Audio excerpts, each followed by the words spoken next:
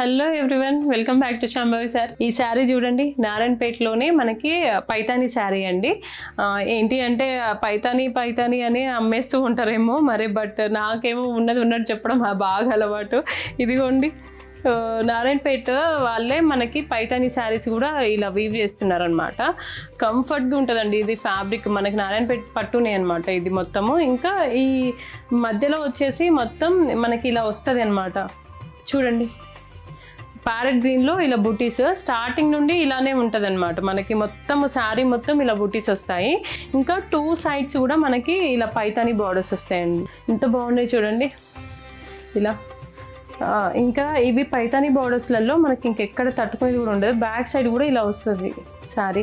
ఈ ఫ్యాబ్రిక్ కూడా చాలా కంఫర్ట్గా ఉంటుంది, ప్యూర్ హ్యాండ్లూమే. బట్ మనకేంటి అంటే పైతానిలో అయితే ఎక్కువ కాస్ట్ పడుతుంది ఆ వీవింగ్కి. ఈ వీవింగ్లో అయితే మనకి రీజనబుల్గానే ప్రైజెస్ పడతాయండి.